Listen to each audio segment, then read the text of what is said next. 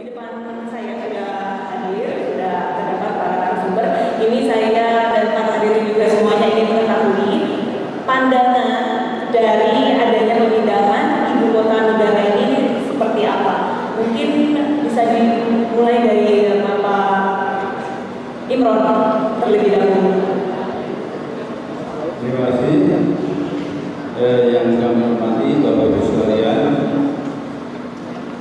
seperti yang sudah Bapak dan Ibu sekalian ketahui, Bapak Presiden dalam pidato kenegaraan pada tanggal 16 Agustus sudah memutuskan untuk memindahkan ibu kota negara ke Kalimantan. Sampai saat ini memang masih terus dikaji untuk penentuan lokasi persisnya. Hanya ada 3 lokasi yang sedang dipertimbangkan. Yang pertama Kalimantan Tengah, kemudian yang kedua Kalimantan Selatan, yang ketiga Kalimantan Timur. Dari tim kajian Bappenas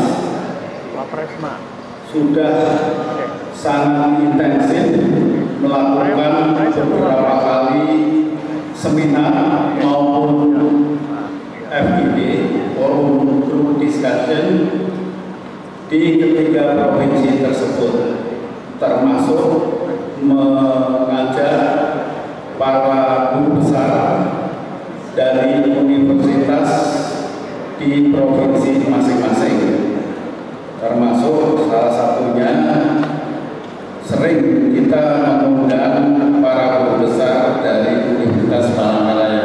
Betul Bapak ya?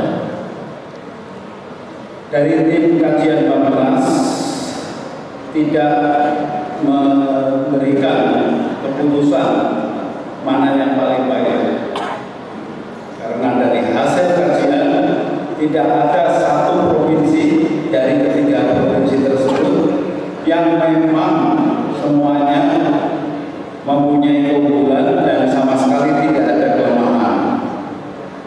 Jadi yang kita sampaikan adalah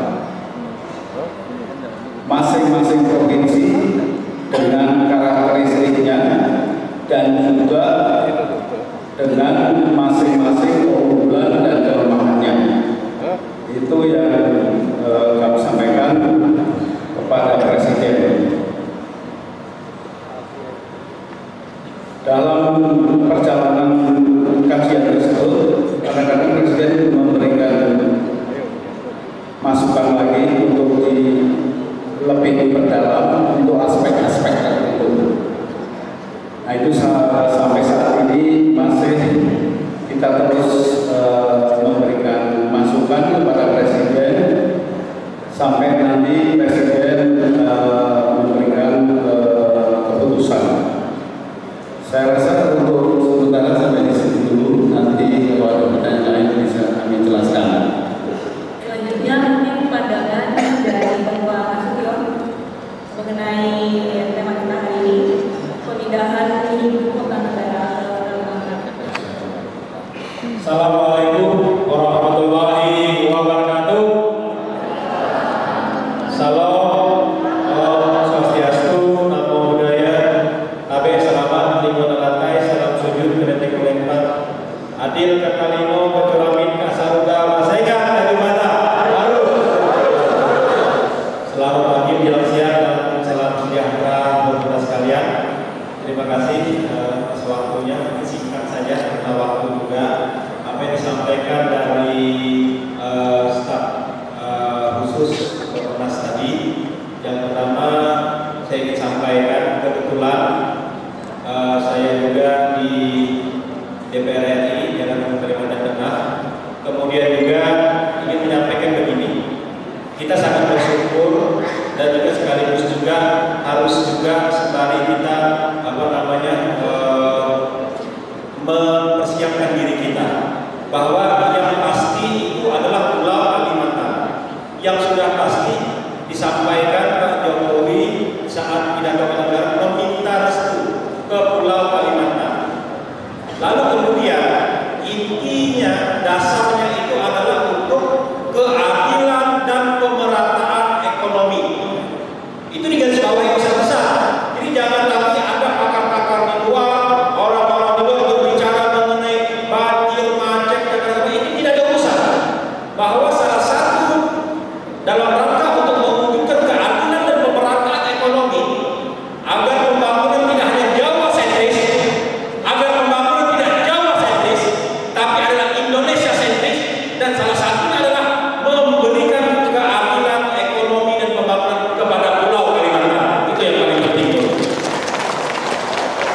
Jadi saya sudah bilang kepada pimpinan DPR, tolong hati-hati bicaranya kalau tentang ibu kota negara atau Pulau Kalimantan. Kalau yang tidak setuju, yang kontra tidak ada masalah. Tapi yang paling penting keadilan dan pemerataan ekonomi harus terwujud di Pulau Kalimantan. Itu yang paling penting. Masalah itu mau jadi tidak jadi pindah ke Kalimantan tidak ada urusan. Tapi keadilan dan pemerataan ekonomi wajib hukumnya ada di Kalimantan. Kita ini sudah lama, kata tadi Pak Sekjen MADN, sudah lama kita ini menjadi anak manis terus bagi negara ini, bagi bangsa ini. Kita jangan sampai disuruh jadi anak nakal. Kalau Kalimantan jadi anak nakal nanti susah. Ini negara mengurus lagi anak nakal satunya. Sudah cukuplah kita ini menjadi anak manis, anak penurut. Tapi jangan juga kalau kemudian ditinggalkan semena-mena dari apa yang seperti kata Bapak Sekjen MADN tadi. Dan sekaligus juga menyampaikan pesan dari gubernur kami, Bapak Haji Sugianto Sabran, permohonan maaf yang sebesar-besarnya. Tapi beliau menyampaikan bagi Kalimantan Tengah tidak ada masalah di mana tempatnya. Kalau memang Kalimantan sudah menjadi ketetapan dan di mana silakan. Kalimantan tidak pernah meminta, Kalimantan Tengah tidak pernah meminta. Tetapi kalau memang itu merupakan keharusan sejarah, merupakan tugas kesejarahan yang harus dituntaskan, maka Kalimantan Tengah pun sudah mempersiapkannya. Dan itu tergantung kepada Bapak Presiden selaku pengambil kebijakan. Jadi bagi Kalimantan Tengah tidak ada masalah kepada kawan-kawan kami, kepada saudara-saudara suku bangsa lain yang ada di Kaltim, di Kalsel segala macam. Bagi Kalimantan Tengah, mari kita membangun bumi Borneo, tanah Borneo ini bukan terpetakan hanya ke tengah, barat, timur, tapi satu kesatuan utuh bahwa tanah Borneo adalah tanah orang Dayak yang harus kita selamatkan, jaga harkat dan martabatnya. Itu yang paling penting. Jadi jangan mau kita terjebak, jangan mau orang Dayak terjebak. Nanti timur atau selatan atau tengah, lalu barat hanya tinggal diam. Jangan. Kita harus tetap satu kesatuan tanah Borneo, tanah Dayak. Itu yang paling penting. Jangan mau disekat-sekat oleh tengah, barat, timur, selatan. Itu paling penting. Jangan mau kita diadu domba oleh orang-orang dari luar kita. Jadi nanti mari kita persiapkan diri kita bahwa apapun kalau dipindah ke Pulau Kalimantan, kami yakin, kita yakin, aku yakin bahwa tanah Borneo dari ujung utara, selatan, barat, timur akan terbangun infrastruktur secara lebih merata dan berkeadilan. Jadi kalau di Kalimantan Timur yang ditunjuk, tidak mungkin hanya Kalimantan Timur yang dibangun, pasti juga dibangun di Kalimantan Tengah, pasti juga terbangun di Kalimantan Selatan, pasti juga tersambung di Kalimantan Barat. Begitu juga kalau nanti kita ke Kalimantan Tengah menjadi ibu kota, tidak hanya Kalimantan Tengah, Palangkaraya yang dibangun, tapi Kalimantan Selatan juga dibangun, Kalimantan Timur juga terbangun, Kalimantan Barat juga nyambung. Saya pikir itulah menjadi ide besar daripada Bapak Jokowi kepada kita semua. Bukan Jawa sentris lagi pembangunan di era Jokowi, tapi adalah Indonesia sentris, salah satunya mewujudkan keadilan dan pemerataan ekonomi bagi warga Pulau Kalimantan. Itu saja. Terima kasih yang dapat saya sampaikan. Sahe Om Santi Om. Salam. Wassalamualaikum warahmatullahi wabarakatuh. Baik, terima kasih Bapak tadi sudah dipaparkan. Baik, selanjutnya mungkin saya berikan kesempatan langsung pada Ibu pandangannya dari soal sudah ditutup soal Bapak tidak ada pembicaraan wanita. Kalau dari sisi pandang Ibu, ini bagaimana sih Bu pemindahan ibu kota Indonesia ke Pulau Kalimantan? Wah, langsung bicara aja.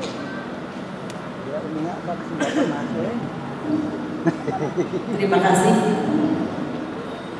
Pembicara mendadak, suatu penghargaan. Saya sebagai wanita Dayak yang pertama kali berkiprah di tingkat nasional mewakili Kalimantan,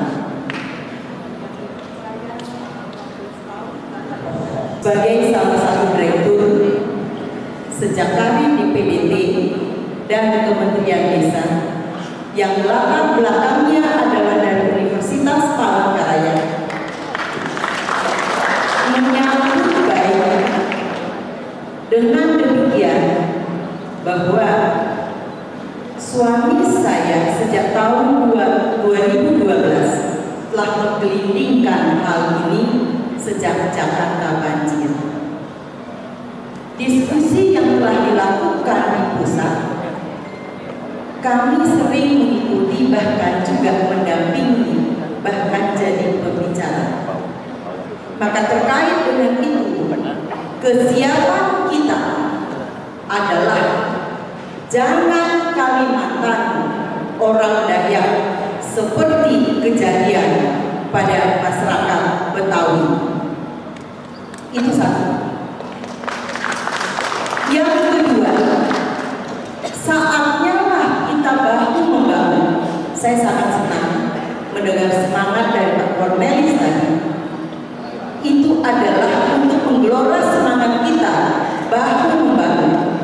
Saya baru ditelepon oleh seseorang yang bukan etnis Dayak yang mengatakan kenapa Dayak tidak banyak yang maju, karena mereka menilai kurang bahu membangun. Dan saya mengatakan itu tidak benar, tapi kesempatan yang belum diberikan kepada kami secara total dan hakiki merdeka untuk bersama-sama bahu membahu ambil bagian di Republik ini. Yang kedua, tentu saya menyarankan dalam hal ini secara konkret kita harus petakan kemampuan potensi diri kita. Dengan demikian maka potensi diri itulah yang akan kita kembangkan, yaitu peningkatan kapasitas sumber daya manusia berbagai lini agar semua lapangan pekerjaan, semua lini dari jabatan, semua hal legislatif, eksekutif, bahkan juga hal yang lain kita dapat berperan. Elang sampai kita melai wanita, tetapi kita jadi penonton. Sindetina yang mengatakan bahwa jangan terulang di Kalimantan seperti pengalaman teman-teman masyarakat Betawi di Jakarta. Demikian. Terima kasih banyak. Baik, terima kasih. Assalamualaikum warahmatullahi wabarakatuh. Salam sejahtera bagi kita semua. Adil dikata itu baca kasar juga basing kaju batal.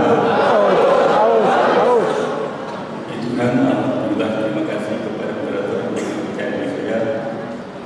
Rencana pemindahan ibu kota Republik Indonesia ke Pulau Kalimantan patut kita hargai dan menyambut baik dengan rencana ini.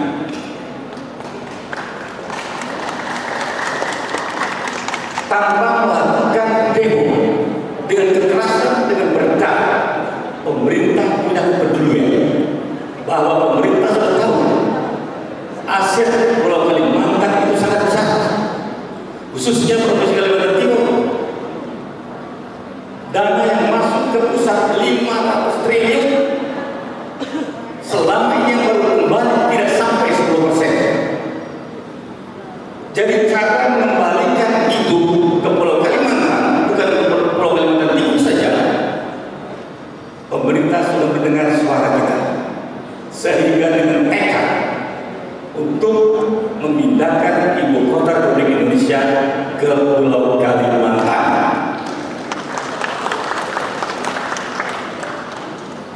Sesuai dengan kajian dari tim Permas yang dipimpin oleh tim Permas tanggal 21 yang lalu,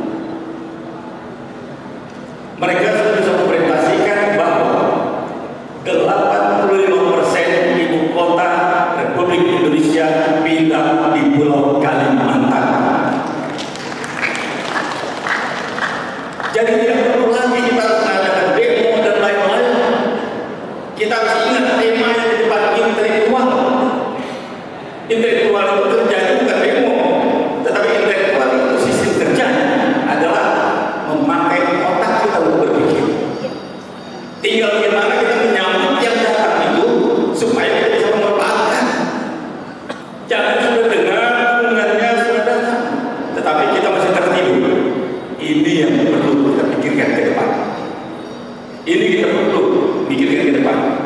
Jangan lagi kita berebut 5 provinsi yang ada di Kalimantan, jangan lagi berebut.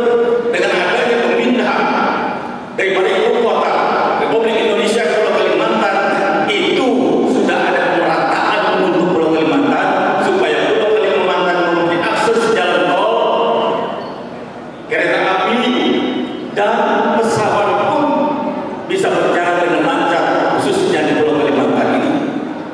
Mari kami mengajak semua provinsi yang ada, yang sudah terdiri, yang menjadi penyokong kita adalah Majelis Adat Nasional, dan yang sudah terbentuk di akhirnya 5 provinsi sudah terbentuk, dan sekarang FIDN, FDN, dan ICDN menjadi sayap kiri kanan. Mari kita bersatu, mari kita bersatu. Yang menjadi leadernya adalah MAPN.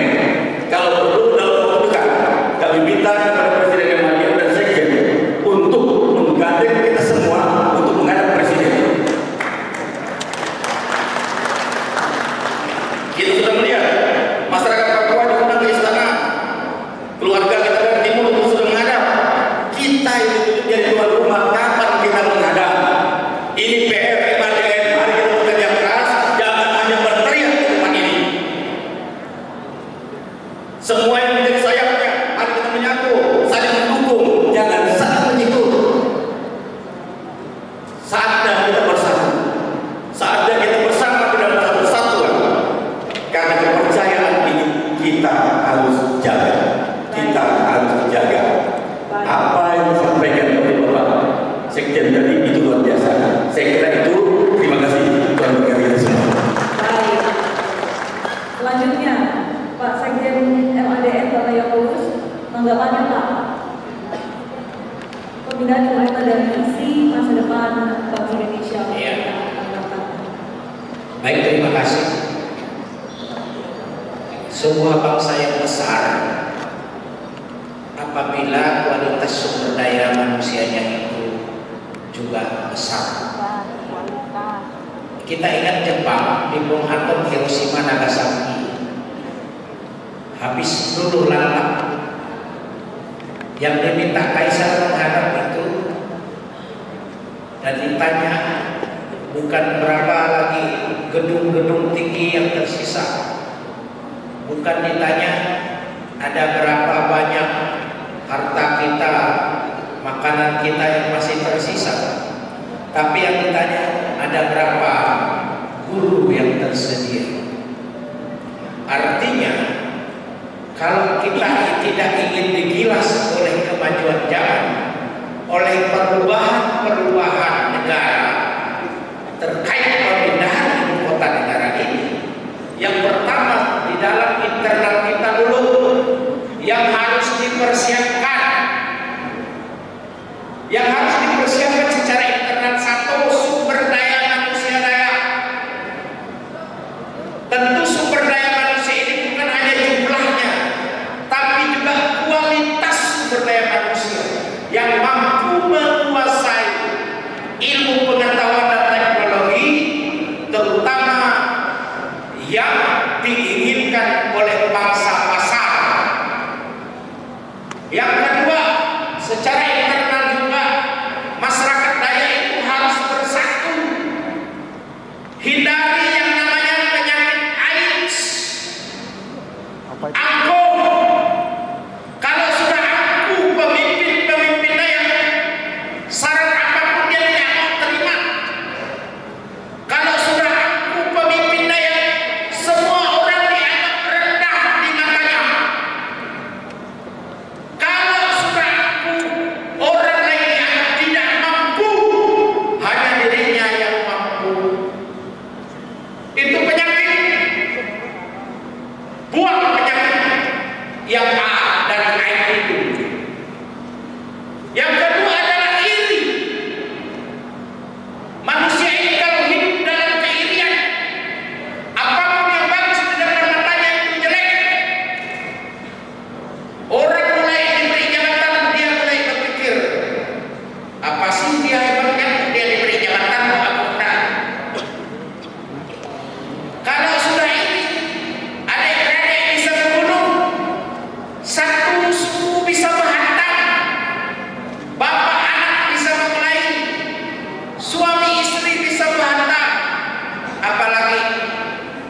berbeda suku. Hilangkan penyakit iri. Lalu dengki lebih parah lagi. Ini kalau kawannya sama-sama naik menjadi pemimpin, habis di demo. Begitu orang lain tidak pemimpin, tidak mampu di demonya. Kalau orang Dayak 10 yang mewarung, 1 Cina, yang 10 bangkrut, yang Cina masih tetap berdiri. Karena sesama Dayak saling menjatuhkan, saling menjelekkan, saling menghantam. Yang berikutnya adalah es serakah. Hilangkan penyakit keserakahan ini di antara sesama kita. Karena itu Bapak Ibu Saudara sekalian, kita harus mampu membangun mindset Dayak itu adalah Dayak yang berkualitas. Dayak itu harus mampu bergaul dengan semua orang, jangan jago pandang, jangan seperti katak di bawah tempurung. Dayak itu harus mampu bergaul dengan orang, mampu lobi-lobi tingkat tinggi.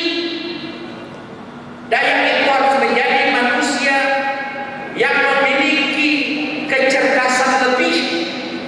Kalau orang tujuh, Dayak itu harus 8. Kalau orang 8, Dayak itu harus 9. Supaya kita diperhitungkan. Kemudian yang paling penting adalah Bapak Ibu Saudara sekalian, dengan pemindahan ibu kota ini bisa mengangkat harkat martabat Dayak, bisa menjadikan Dayak menjadi tuan di tanah sendiri. Jangan sampai pemindahan ibu kota negara ini membuat Dayak ini habis seperti orang Betawi di Jakarta, Mori di aborigin di Australia, Mori di Indonesia dan sebagainya lah, India di Amerika.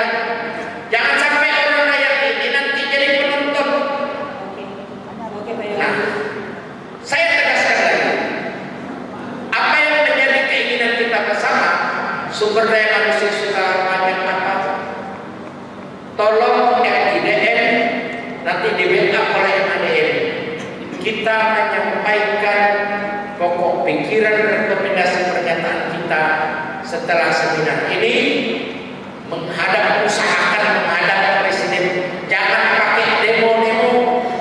Karena itu kalau mau demo-demo, kami MADN tidak mendukung upaya mendemo-demo ke Presiden itu. Tidak. Terima kasih. Baik, terima kasih. Saya hormati para senior, para tokoh. Kalau saya mungkin mewakili organisasi gitu ya. Kebetulan dalam munas pertama kita saya dicalon teman-teman untuk menjadi nakoda dari FIDN ini. Jadi hari ini memang kita akan melaksanakan rakernas. Ya. Untuk tema ini pun kita yang menyusun. Jadi kebijakan pemerintah dalam memindahkan ibu kota ke Kalimantan itu sebetulnya ada harapan di sana. Sekaligus juga tantangan, bahkan juga ancaman.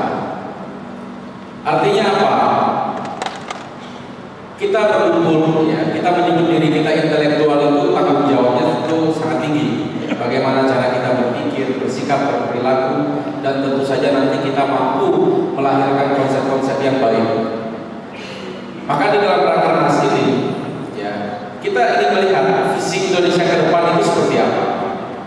Kalau yang disampaikan oleh Bapak dari Kementerian PPN dan Kepala Bappenas tadi, bahwa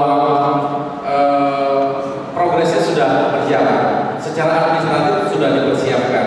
Bahkan kita juga sudah sangat akrab mengikuti perkembangan-perkembangan untuk pemindahan ibu kota ini di media cetak dan elektronik dan lain sebagainya. Maka sekarang forum-forum seperti ini kita mempersiapkan diri, ya, supaya pemindahan ibu kota yang kabarnya akan mulai direalisasikan tahun depan, ya, izin Bapak, 2021. Masyarakat Dayak ini menurut para tokoh-tokoh nasional yang kita sampaikan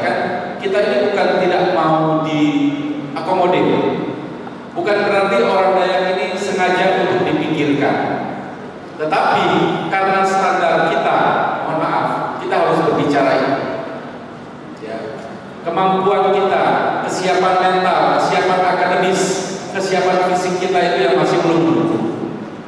Artinya memang ada persoalan-persoalan yang harus kita selesaikan secara kultural. Orang Dayak itu sebetulnya adalah para pejuang. Nenek moyang kita terkenal dengan kemampuan berperang mereka. Tetapi mengapa kita ngeluh orang Dayak tak bisa jadi polisi, tak bisa menjadi tentara dan lain sebagainya? Ya. Karena kita tidak mampu mempersiapkan apa-apa yang dipersyaratkan itu. Jadi terkait dengan tema yang kita bahas pada hari ini, ya, bahwa pembangunan yang pada awalnya sudah terstigma Jawa sentris ini kemudian akan menjadi Indonesia sentris.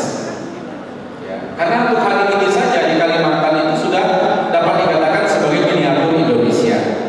Artinya di sana hidup beragam suku, agama, budaya, ras dan lain sebagainya. Dan kita tetap bisa rukun. Maka untuk momentum ini kita punya kesempatan yang besar. Orang Dayak bisa menjadi apapun karena sudah dekat dengan ibu kota. Tetapi ada syaratnya, memang mempersiapkan diri menghadapi tantangan, ya, menghadapi dinamika lokal, nasional maupun global ini bukan persoalan yang mudah. Nah, jadi karena keterbatasan waktu, ya nanti sesi setelah sholat Jumat, setelah isoma, ya, istirahat, sholat dan makan, kita punya waktu yang panjang dari pukul 13 sampai pukul 17. Semua pengurus dan anggota FIDN, para mahasiswa yang kali ini mengikuti Rakernas, ya kami puji syukur kepada Tuhan bahwa semua perwakilan daerah hadir pada hari ini. Kita akan berdiskusi panjang lebar. Kita datang jauh-jauh ke sini untuk apa? Ya, kita menghabiskan waktu, tenaga, biaya dan lain sebagainya untuk apa? Jangan sampai kehadiran kita di ruangan ini, kehadiran kita di Jakarta ini pada akhirnya tidak akan mampu melahirkan sebuah dorongan, ya, sebuah kekuatan yang mampu untuk mempengaruhi, ya, kebijakan pemerintah. Karena kita menginginkan bukan kita menjadi etnosentris dan lain sebagainya, kita menyebut Dayak dan lain sebagainya. Tetapi di dalam sebuah komunitas, ketika kita merasa komunitas kita tidak diakomodir, ketika kita merasa bahwa kita sebagai bagian dari bangsa yang tidak pernah bertingkah, yang tidak pernah memberontak terhadap negara, yang selalu patuh terhadap hukum dan undang-undang. Tetapi kemudian karena begitu, apakah supaya diakomodir oleh pemerintah itu harus bikin ribut dulu? Tentu saya pikir negara juga tidak menginginkannya. Maka kita mohon kesantunan kita, dukungan kita kepada pemerintah baik secara politik, ya, sosial dan kebijakan, pada akhirnya nanti mampu membuat pemerintah untuk bergerak. Oh, ada masyarakat Dayak, orang Dayak itu ada, yang mampu juga ada. Nah, jadi mungkin demikian saja penyampaian dari saya.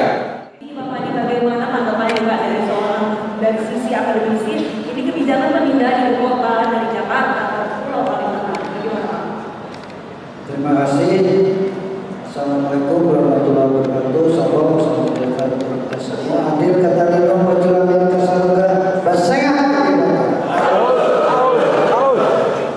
Terima kasih Pandu acara.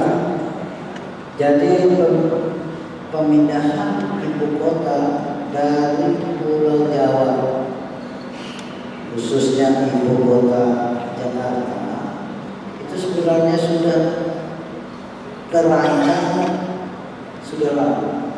Bahkan sejak Presiden pertama Soekarno sudah memikirkan masa depan Indonesia itu seperti apa.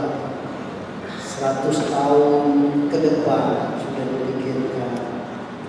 Nah, melalui kesempatan ini, kajian-kajian bersama dengan kaum intelektual di negara ini, bukan hanya kaum intelektual Dayak, tetapi para pemikir-pemikir bangsa ini sudah mulai membahas, melalui Presiden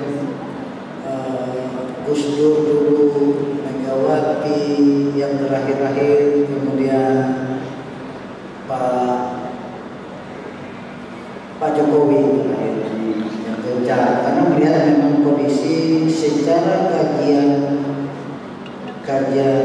geologi, geomorfologi, hidrologi,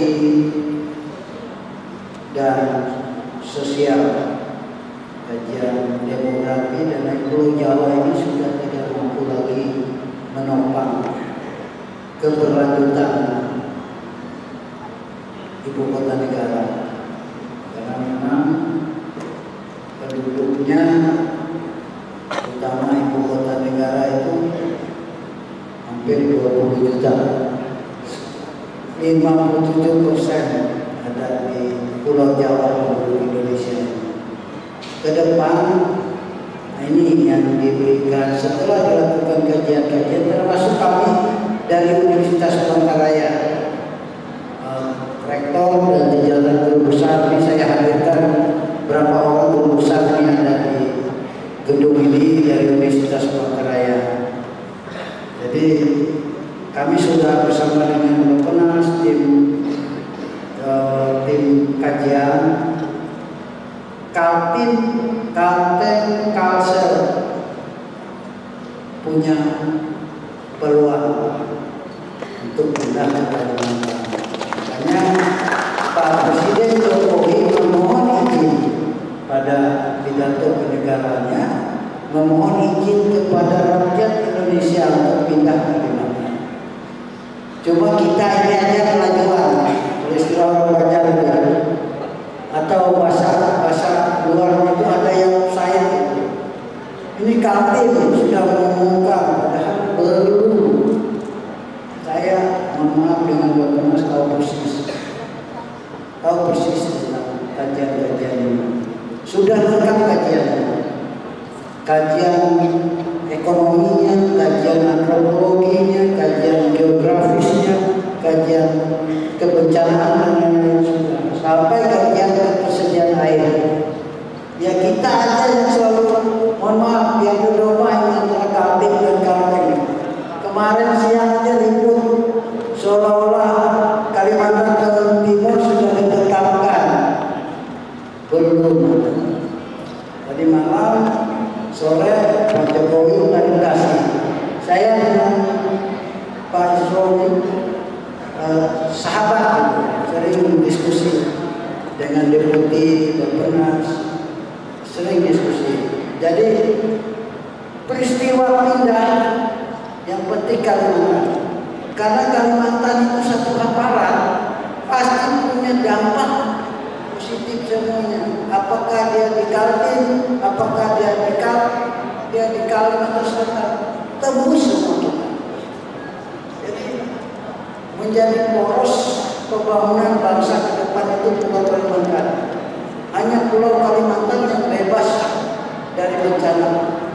Oleh karena itu, melalui kesempatan ini, kami dari akademisi, utama Universitas Palangkaraya, meminta kepada seluruh bupati, seluruh pejabat, seluruh elemen masyarakat, untuk masyarakat Dayak atau kita sebut bangsa Dayak, coba kita bangun sistem pendidikan mulai dari usia ini. Ini contoh. Adakah guru muatan lokal khusus Dayak? Sementara ini ada guru mulai dari PAUD sampai kelas 12 SMA sampai dengan perguruan tinggi. Saya selaku rektor Universitas Palangkaraya sudah membuat jurusan baru, yaitu sentra tasik. Nah, kemudian juga dari TIKA PAUD itu kita persiapkan guru PAUD-nya. Guru PAUD-nya orang Jawa, mana dia ngerti kearifan lokal masing-masing daerah. Karena di Kalimantan sendiri itu budaya bahasa juga beda. Contoh ini, mohon maaf bangsaku, saudaraku, bangsa Dayak dan Pulau Jawa. Ada yang dia tahu bahasa daerah masing-masing kan? Itu kesalahan pendidikan masa lalu. Ini yang harus kita bangun. Ini yang harus kita bangun. Nah, kalau kita bangun ini, ya mulai dari PAUD, kita siapkan buku muatan lokal. Mulai dari PAUD, kemudian kelas 1 SD, sampai kelas 1 SD, sampai kelas 12 SMA. Kita persiapkan kurikulumnya, kita kita persiapkan buku-bukunya. Nah, saya sudah membuat persiapan buku itu untuk Kalimantan Tengah. Silahkan di Kalimantan Timur, silahkan dari Kalimantan Utara, dari Kalimantan Selatan membuat buku-buku yang berkarya. Itu harus diberikan oleh dinas pendidikan pada wilayah pemerintah. Mohon maaf, saya cek di SD, guru muatan lokalnya itu guru Jawa, orang Jawa. Mohon maaf, bukan Dayak sentris ya enggak. Tetapi bagaimana dia tidak mengerti bahasa Dayak, banyak anak putu kita. Dayak banyak, Dayak semua ada bahasanya. Dayak Kalkal dan lain-lain. Nah, oleh karena itu kita harus mulai betul-betul membangun ini sebuah kepada generasi penerus. Kita sekarang mengerti, tapi generasi setelah kita ini tidak mengerti. Nah, ini Republik Indonesia ini sudah di depan mata, ada di Pulau Kalimantan. Tinggal kita semua mau nggak? Sudah disepakati. Baik, tadi boleh minta tepuk tangan yang senang. Tadi sudah kita membuka ruang pertanyaan dan mungkin dari perwakilan tiap Kalimantan. Kalau kita berbicara masalah pemindahan di kota Kalimantan itu sudah bagaikan Eropa. Ya. Saya 9 tahun bolak-balik ke Malaysia. Di Malaysia itu ada namanya Pelabuhan Bintulu, itu Asia Pasifik. Kahar itu pelabuhan Bintulu. Nah, kalau kita ibaratkan nantinya Kalimantan itu bagaikan Eropa. Kalbar itu bagaikan Prancis, Jerman. Ya. Nanti port Borneo itu seperti portnya Nederland, Belanda. Nah, ini kita berbicara kewilayahan segi transportasi. Baik, langsung intinya saja Pak Presiden, perbatasan waktu. Aki lautnya. Selama ini kita menggunakan api satu, pelabuhannya Priok, jadi melewati Kalimantan, jadi pilihan besar. Kalau pemindahan di Kalimantan, itu api 2 langsung pelabuhannya. Nah, memang jumlah penduduknya. Perbatasan waktu langsung saja Pak. Ya, masih banyak yang mau bertanya. Jadi saya harus sampaikan ini. Jadi kita kalau dimanfaatkan ibu kota, kita harus bangga di Kalimantan. Nanti kita akan berancang bagaimana jalan tol, bagaimana dan sebagainya ya. Jadi kita harus bangga ya. Jadi saya beri semangat lah Kalimantan Dayak ini harus maju ketika ibu kota di Kalimantan. Mungkin itu ya. Intinya masyarakat Dayak harus bangga ya Pak ya. Ya, dan terima kasih.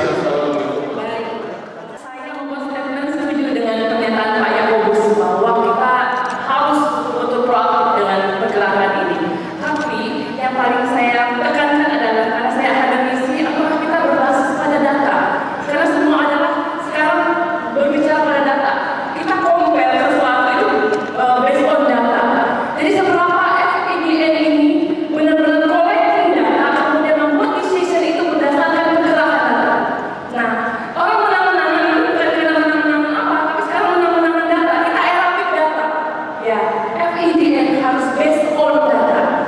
Kemudian tentukan dulu kita ini siapa, FIDN ini siapa sih. Kemudian titik orbitah kita di mana sebenarnya. Kita mau memberi impact apa, itu harus jelas. Kemudian satu yang penting lagi Pak Jokowi katakan kita punya bonus demografi. FIDN harus menjawab itu dalam tupoksi atau pokja yang memang harus clear sekali. Terima kasih. Baik, terima kasih banyak Ibu Sudiana. Selanjutnya dari garis ketiga. Pertama, sudahkah FIDN ini memetakan kemampuan kita semua? Berapa persen sih kemampuan kita yang real? Yang real, Kalimantan ini banyak orang Jawa, banyak Kalimantan, tapi ujung kampung banyak orang Jawa. Ternyata pembangunan di Kalimantan yang menikmati bukan orang Dayak. Itu saya tegaskan. Orang Jawa atau suku lain itu banyak di tempat saya, kebun-kebun besar, perusahaan besar, itu siapa yang punya? Orang luar Jawa, orang luar Kalimantan, orang Jawa, orang mana-mana. Orang Dayak cuma jadi seperti. Bahkan yang paling sedikit adalah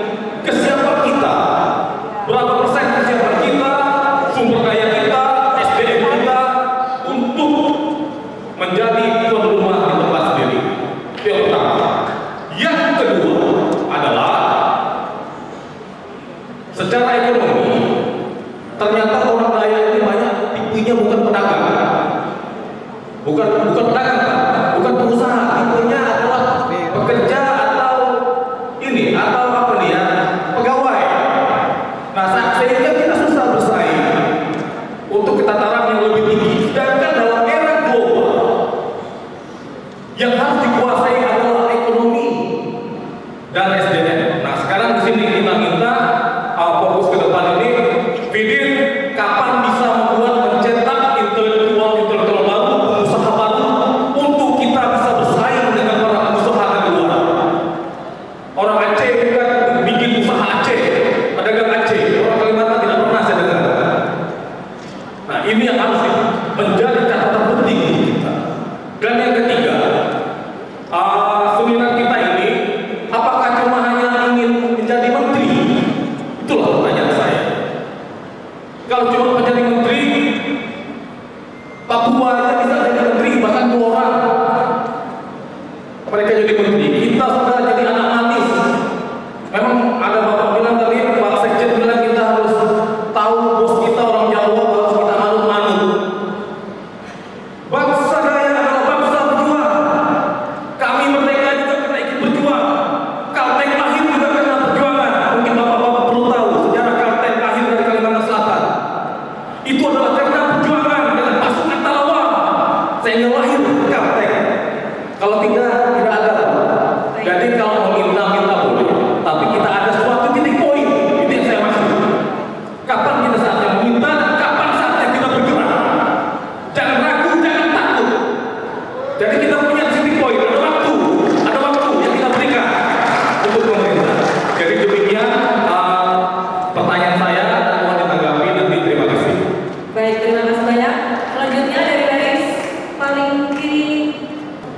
Kebetulan dari awal saya sudah ikut bersama dengan Anda mendirikan FPI.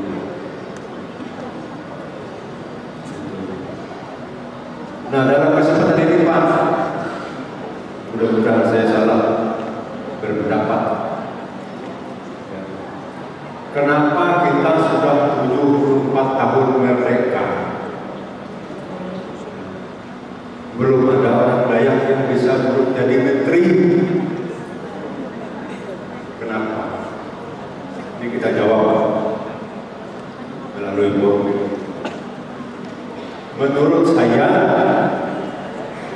bukan karena kita tidak pernah menjadi pejabat, bahkan dulu banyak, sekarang pun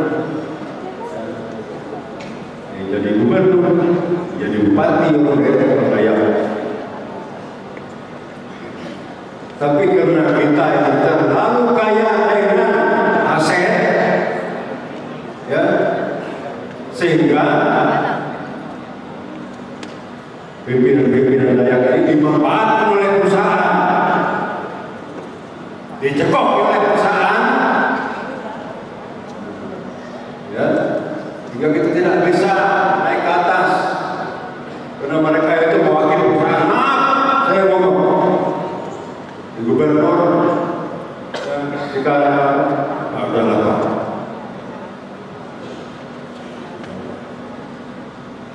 Nah, akhirnya itu tadi aset kita habis, kita tidak maju-maju. Ini saja. Mudah-mudahan kenapa saya salah, tapi saya memang Anda ketua tahu saya memang orang kritis. Nah, sekarang mari kita jawab, benar tidak apa saya itu dikembangkan tambah lagi. Itu ya. Terima kasih. Salam.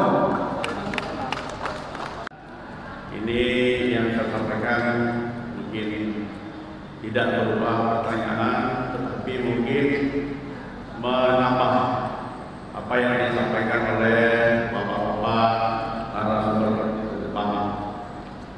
Pertama, ingin kita sampaikan bahwa Forum Intelektual Dayak Nasional ini merupakan wadah untuk menerima masukan-masukan dari mana saja untuk kita telah, kita teliti, kita kaji, supaya kalau sudah bicara depan ada yang Yang kedua, FIDN ini juga adalah sebagai corong untuk atau menyampaikan apa keinginan orang Dayak, apa keinginan rakyat, apa keinginan bangsa kita untuk maju. Jadi itu yang jangan kita terkungkung dengan adanya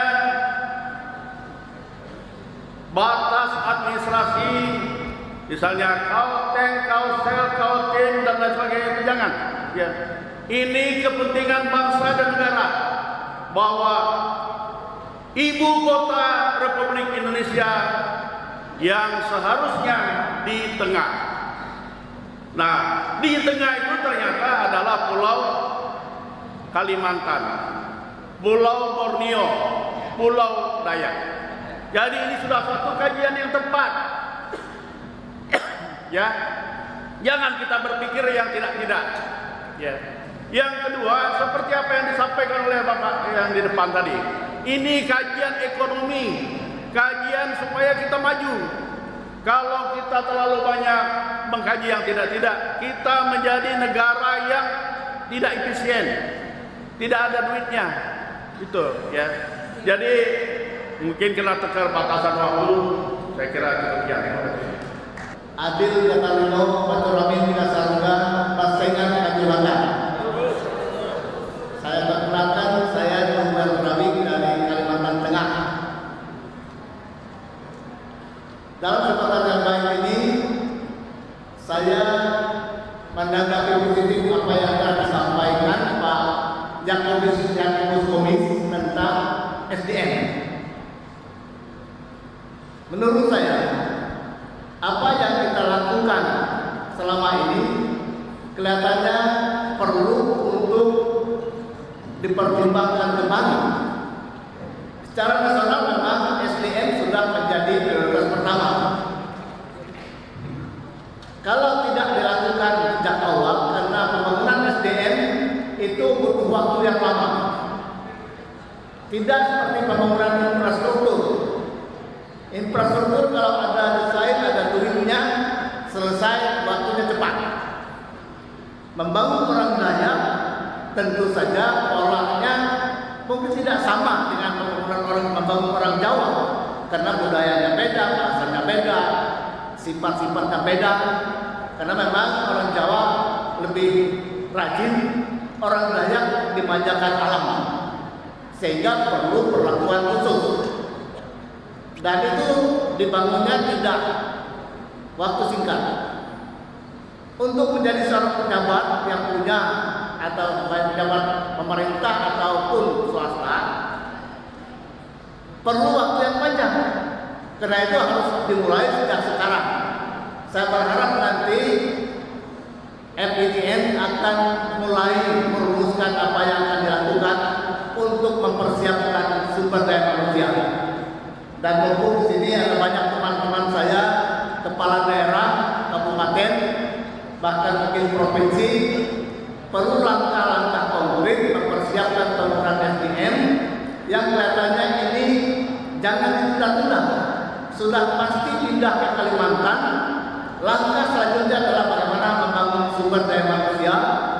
Kalau dulu pengalaman kita orang Dayak melihat guru-guru yang dulu pernah dididik menggunakan asrama, mereka disiplin, dan itu mereka yang menjadi cikal bakal banyaknya orang Dayak sekolah. Dan ini saya kira menjadi bagian harus kita dalami kembali untuk melihat bahwa orang Dayak yang tidak mampu perlu dididik berasrama.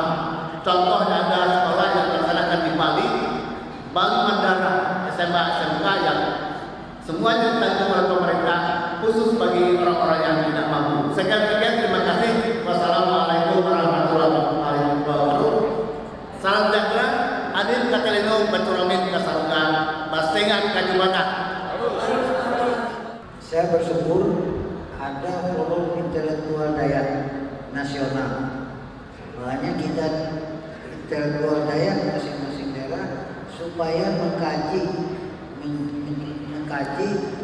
mencari dan mengusut database saatnya sekarang kita lakukan untuk membangun, paling utama membangun generasi dan masa depan Dayak. Karena masa depan Dayak, masa depan Indonesia ini ada di Pulau Borneo. Nah, kita harus persiapkan dari sini. Nah, oleh karena itu, terus terang aja saya baru jadi rektor 11 bulan. Peluang-peluang membangun bangsa Dayak terlepas dari yang lain-lain. Contoh, bidik misi. Mahasiswa bidik misi itu mahasiswa yang dibiayai oleh negara untuk menjadi mahasiswa.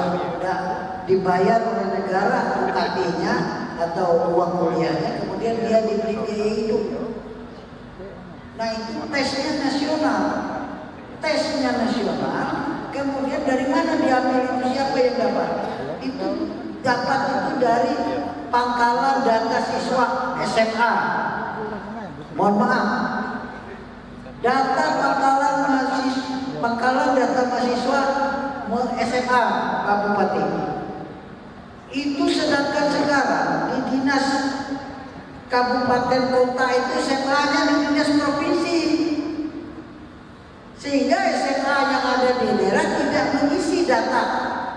Sebagian tidak punya operator di daerah, di pegawai dinas pendidikan kabupaten itu SMA ditangani provinsi.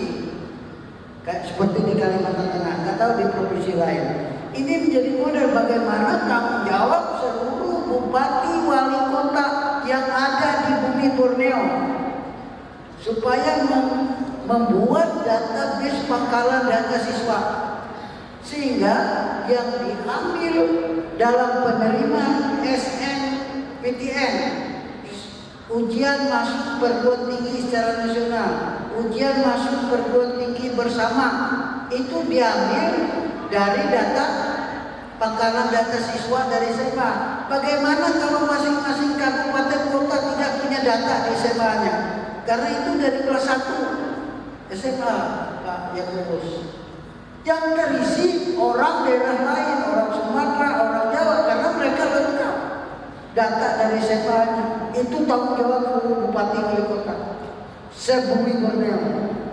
Itu diperhatikan. Kadang mohon maaf saya dikritik sebagai rektor, kok banyak orang luar yang masuk Kalteng jadi mahasiswa. Yang salah di pangkalan data siswa dari SMA.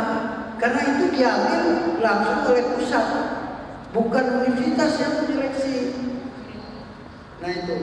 Nah, oleh karena itu, mari kita bangun SDM ini seluruhnya berpegang erat, baik sebagai pejabat pemerintah, swasta dan lain-lain. Nah, kemudian CSR, tadi CSR, kita wajibkanlah seluruh orang mengambil emas kita, orang mengambil tanah kita, udara kita, berusaha di bumi Borneo.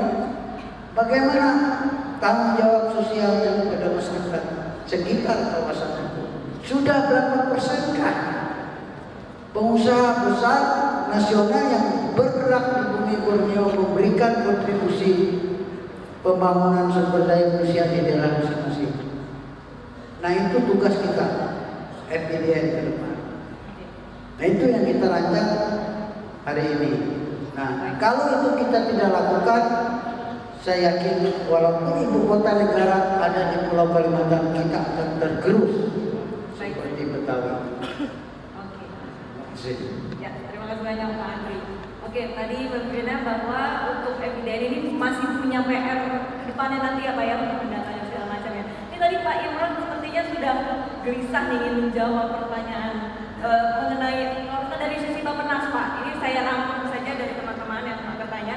Ini mereka sebenarnya mempertanyakan apakah Borneo untuk Dayak sendiri khususnya ini sudah siap untuk dijadikan ibu kota dari negara Indonesia. Sebenarnya dari Bappenas sendiri kajian-kajiannya kan sudah ditentukan. Nah, ini seberapa besar sih Pak peluang ataupun nilai dari bangsa Dayak sendiri, suku Dayak sendiri untuk dijadikan ibu kota di Pulau Borneo ini? Ya, terima kasih.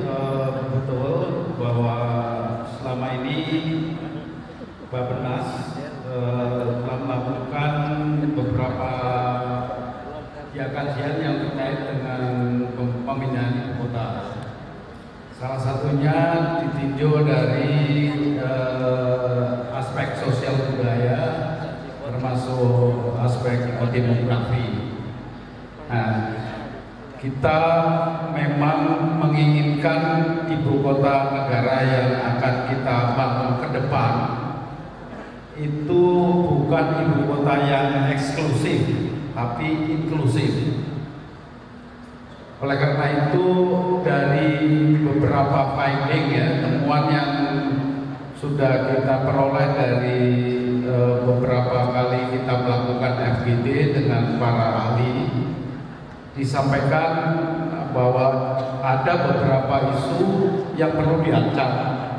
Yang pertama, barangkali yang tadi juga sudah sempat disinggung, yaitu jangan sampai masyarakat lokal, termasuk masyarakat adat, itu hanya jadi penonton, terpinggirkan, tidak bisa ikut berpartisipasi dalam pembangunan, baik dalam proses pemindahannya maupun pos konstruksi setelah jadi. Oleh karena itu, salah satu rekomendasi yang disampaikan, pemerintah pusat perlu membantu untuk melakukan pemberdayaan, peningkatan SDM untuk masyarakat lokal. Pemberdayaan seperti apa, Pak? Nah, ini yang sedang dirumuskan bagaimana upaya-upaya untuk melakukan pemberdayaannya. Nah, ini masih ada waktu dalam proses nanti untuk sampai pemindahan itu dan 4 tahun. Ini mungkin perlu ada semacam program khusus, antara lain training-training yang sifatnya bisa dilakukan secara cepat. Itu dari hasil kajian yang sudah kita lakukan selama ini. Kemudian yang kedua, nanti habis Jumatan saya dengar tadi masih ada seminar yang membicarakan topik SDM ya Pak. Nah, ini kami sangat terbuka dari Bappenas ya, sangat terbuka untuk menerima rekomendasi ya, usulan bagaimana nih kira-kira pemberdayaan yang perlu dilakukan ya. Apakah langsung melalui pendidikan formalnya perlu ditingkatkan, atau ada semacam training-training yang memang perlu didesain secara khusus ya. Itu yang nanti kami harapkan rekomendasi bisa kami peroleh ya, dari hasil diskusi nanti siang. Kemudian yang kedua, barangkali saya ingin menggarisbawahi apa yang disampaikan Pak Sution tadi.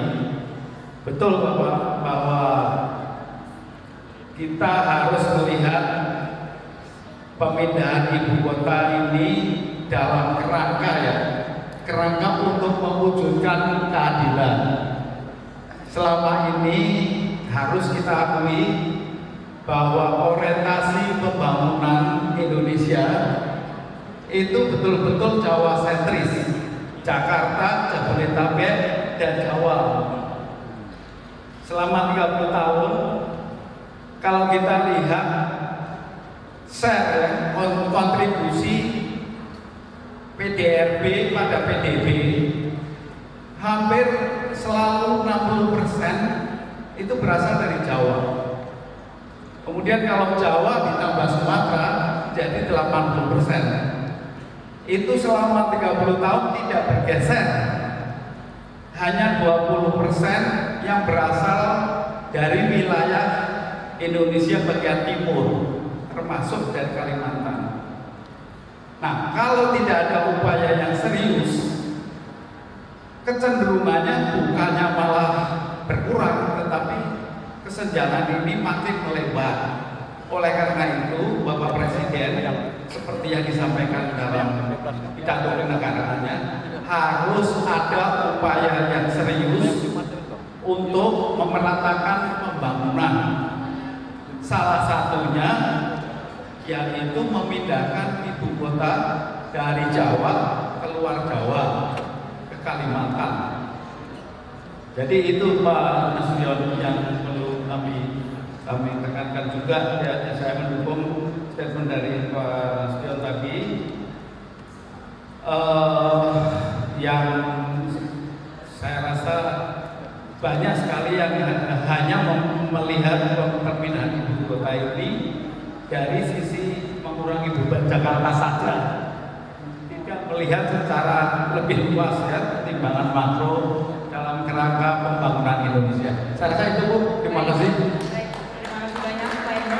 Berarti pemerintah pusat juga memikirkan dengan adanya pemindahan ibu kota ke Kalimantan ini meratakan pendidikan, meratakan perekonomian. Terus berarti PR-nya ke depan nanti apakah dengan pemindahan ibu kota ini justru masyarakat di Borneo ini apakah semakin maju dan tidak seperti warga Betawi yang terusir dari kampungnya sendiri.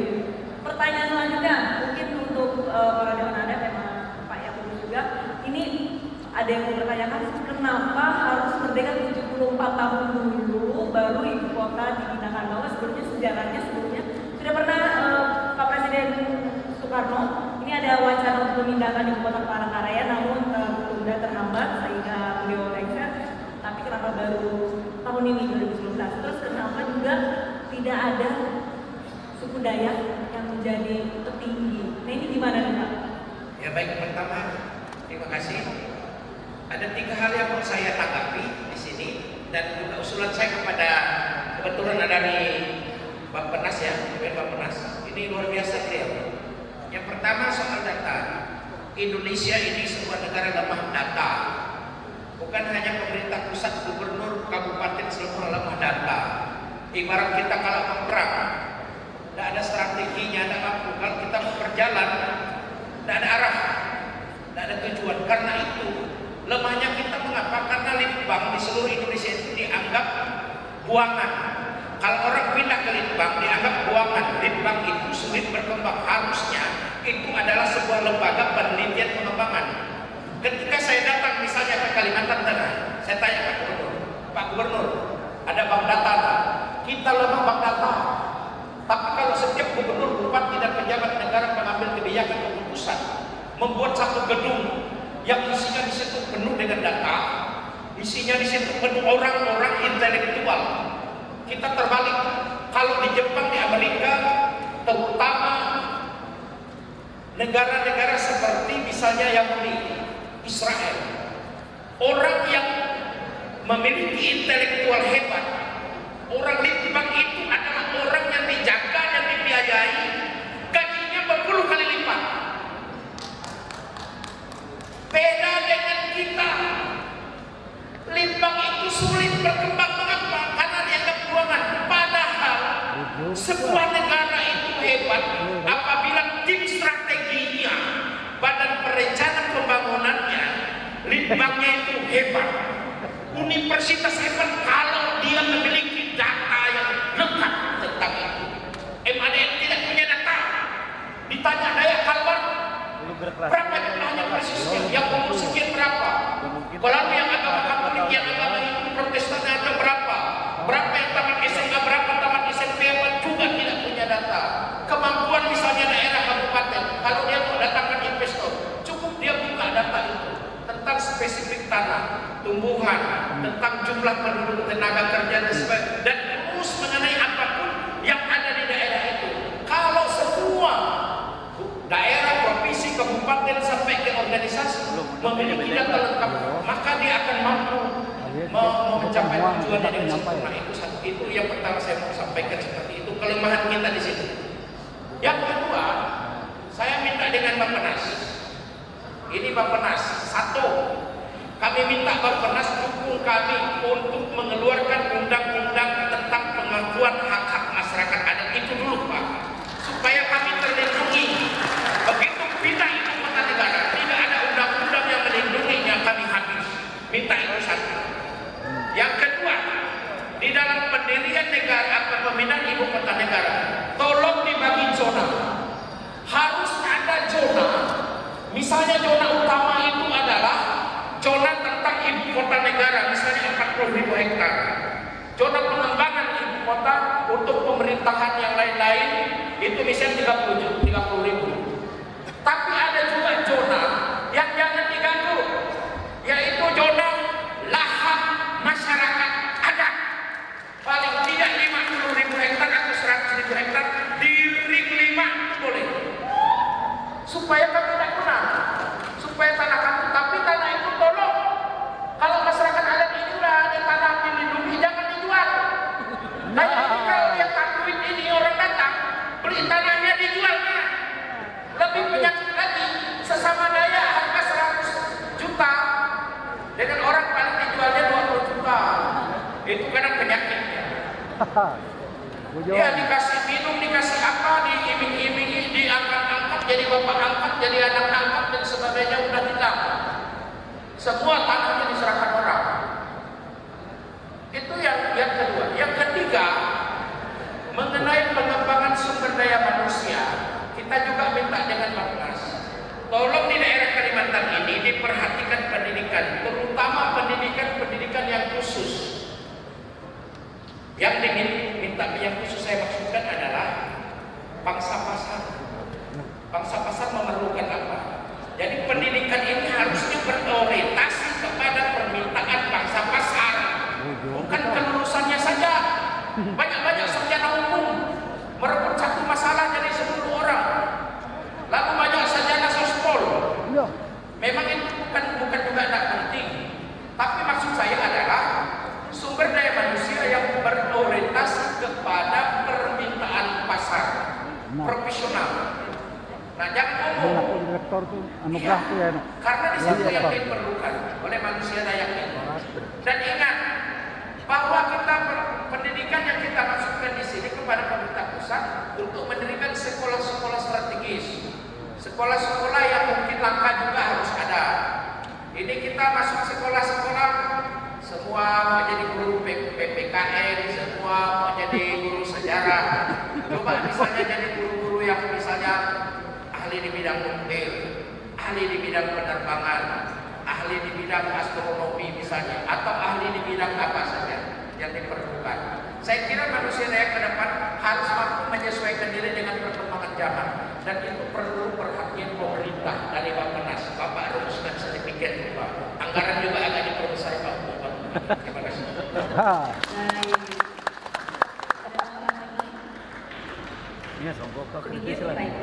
Izin PD ya, PD katanya cukup, saya sedikit saja begini.